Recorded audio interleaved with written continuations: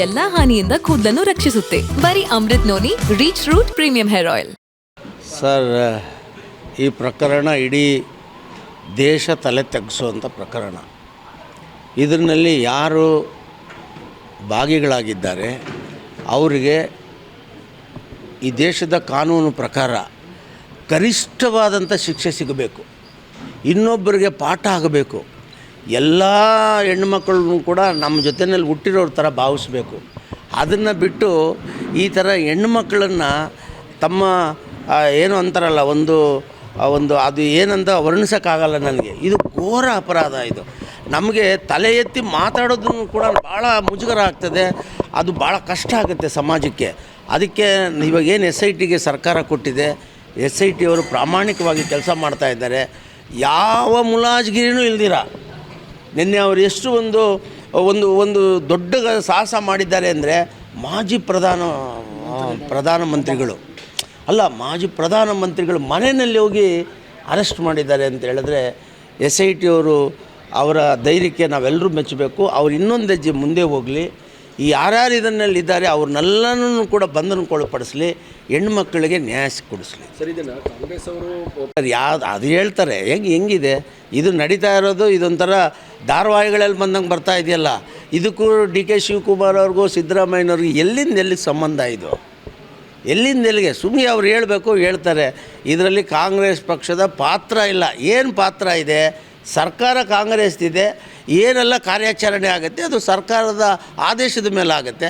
ಆ ಆದೇಶನ ಇಟ್ಕೊಂಡು DK ಶಿವಕುಮಾರ್ ಅವ್ರು ಮಾಡಿದ್ರು, ಇನ್ನೊಬ್ಬರು ಮಾಡಿದ್ರು, ಮತ್ತೊಂದು ಮಾಡಿದ್ರು ಅನ್ನೋದು ಒಪ್ತಕ್ಕದ್ದಲ್ಲ. ಇದು ಕಾಂಗ್ರೆಸ್ಗೆ ಅಷ್ಟು ಕಾಳಜಿ ಇದ್ದರೆ ಪ್ರಜ್ವಲ್ ಅವರನ್ನು ಕೂಡಲೇ ಬಂಧನ ಮಾಡಬೇಕಿತ್ತು. ಯಾಕೆ ಇಷ್ಟೊಂದು ವಿಳಂಬವನ್ನು ಮಾಡ್ತಾ ಇದೆ? ಇಲ್ಲ, ಅವ್ರು ಈಗ ಅವರೇನಾದರೂ ಕರ್ನಾಟಕದಲ್ಲೋ ಇಂಡಿಯಾದಲ್ಲೋ ಇದ್ದಿದ್ದರೆ ಮಾಡ್ತಾಯಿದ್ರು. ಅವರು ಜರ್ಮನಲ್ಲಿದ್ದಾರೆ. ನನಗೆ ಬಂದಿರೋ ಮಾಹಿತಿ ಪ್ರಕಾರ ಇವತ್ತು ಬರ್ತಾರೆ ಅಂತ. ಅವರು ಬರ್ತಾರೆ ಅನ್ನೋ ಸುದ್ದಿ ತಿಳಿದು ಎಲ್ಲ ಏರ್ಪೋರ್ಟ್ಗಳಲ್ಲೂ ಕೂಡ ಪೊಲೀಸ್ನವರಿದ್ದಾರೆ, SIT ಅವರಿದ್ದಾರೆ. ಬಂದ ತಕ್ಷಣ ನನಗನ್ಸುತ್ತೆ ಬಂಧನ ಮಾಡ್ತಾರೆ. ನನ್ನ ಜೀವನದಲ್ಲಿ ನಾನು ಮಾತ್ರವಲ್ಲ, ನನ್ನ ಕೂದಲು ಕೂಡ ಆಗಿರಬೇಕು ಸ್ಟ್ರಾಂಗ್ ಅಂಡ್ ಸ್ಟೈಲಿಶ್. ಬರೀ Amrut noni reach root premium hair oil ನೊಂದಿಗೆ. Reach root premium hair oil. Sir, ಈ ಪ್ರಕರಣ ಇಡೀ ದೇಶ ತಲೆ ತೆಗೆಸುವಂಥ ಪ್ರಕರಣ. ಇದರಲ್ಲಿ ಯಾರು ಭಾಗಿಗಳಾಗಿದ್ದಾರೆ ಅವರಿಗೆ ಈ ದೇಶದ ಕಾನೂನು ಪ್ರಕಾರ ಗರಿಷ್ಠವಾದಂಥ ಶಿಕ್ಷೆ ಸಿಗಬೇಕು, ಇನ್ನೊಬ್ಬರಿಗೆ ಪಾಠ ಆಗಬೇಕು. ಎಲ್ಲ ಹೆಣ್ಣುಮಕ್ಕಳನ್ನು ಕೂಡ ನಮ್ಮ ಜೊತೆಯಲ್ಲಿ ಹುಟ್ಟಿರೋರ ಥರ ಭಾವಿಸ್ಬೇಕು. ಅದನ್ನು ಬಿಟ್ಟು ಈ ಥರ ಹೆಣ್ಣುಮಕ್ಕಳನ್ನು ತಮ್ಮ ಏನು ಅಂತಾರಲ್ಲ ಒಂದು ಅದು ಏನಂತ ವರ್ಣಿಸೋಕ್ಕಾಗಲ್ಲ ನನಗೆ. ಇದು ಘೋರ ಅಪರಾಧ. ಇದು ನಮಗೆ ತಲೆ ಎತ್ತಿ ಮಾತಾಡೋದನ್ನು ಕೂಡ ಭಾಳ ಮುಜುಗರ ಆಗ್ತದೆ. ಅದು ಭಾಳ ಕಷ್ಟ ಆಗುತ್ತೆ ಸಮಾಜಕ್ಕೆ. ಅದಕ್ಕೆ ಇವಾಗೇನು SITಗೆ ಸರ್ಕಾರ ಕೊಟ್ಟಿದೆ, SIT ಅವರು ಪ್ರಾಮಾಣಿಕವಾಗಿ ಕೆಲಸ ಮಾಡ್ತಾಯಿದ್ದಾರೆ. ಯಾವ ಮುಲಾಜಿಗಿರಿನೂ ಇಲ್ದಿರ ನಿನ್ನೆ ಅವರು ಎಷ್ಟು ಒಂದು ದೊಡ್ಡ ಸಾಹಸ ಮಾಡಿದ್ದಾರೆ ಅಂದರೆ ಮಾಜಿ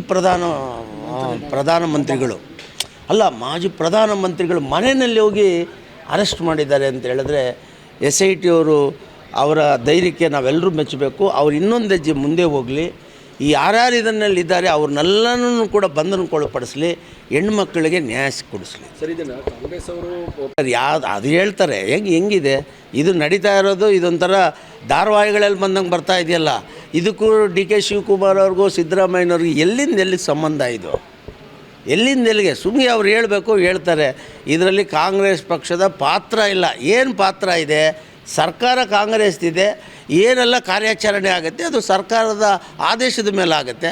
ಆ ಆದೇಶನ ಇಟ್ಕೊಂಡು DK ಶಿವಕುಮಾರ್ ಅವ್ರು ಮಾಡಿದ್ರು, ಇನ್ನೊಬ್ಬರು ಮಾಡಿದ್ರು, ಮತ್ತೊಂದು ಮಾಡಿದ್ರು ಅನ್ನೋದು ಒಪ್ತಕ್ಕದ್ದಲ್ಲ. ಇದು ಕಾಂಗ್ರೆಸ್ಗೆ ಅಷ್ಟು ಕಾಳಜಿ ಇದ್ದರೆ ಪ್ರಜ್ವಲ್ ಅವರನ್ನು ಕೂಡಲೇ ಬಂಧನ ಮಾಡಬೇಕಿತ್ತು. ಯಾಕೆ ಇಷ್ಟೊಂದು ವಿಳಂಬವನ್ನು ಮಾಡ್ತಾ ಇದೆ? ಇಲ್ಲ, ಈಗ ಅವರೇನಾದರೂ ಕರ್ನಾಟಕದಲ್ಲೋ ಇಂಡಿಯಾದಲ್ಲೋ ಇದ್ದಿದ್ದರೆ ಮಾಡ್ತಾಯಿದ್ರು.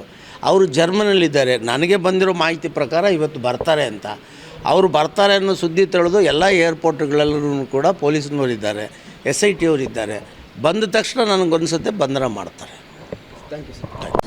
ಅನುಕ್ಷಣದ ಸುದ್ದಿಗಳಿಗಾಗಿ ವಿಸ್ತಾರ ನ್ಯೂಸ್ ಯೂಟ್ಯೂಬ್ ಚಾನೆಲ್ ಸಬ್ಸ್ಕ್ರೈಬ್ ಮಾಡಿ. ಹೊಸ ಸುದ್ದಿಗಳ ನೋಟಿಫಿಕೇಶನ್ಗಾಗಿ ಬೆಲ್ ಐಕಾನ್ ಕ್ಲಿಕ್ ಮಾಡಿ.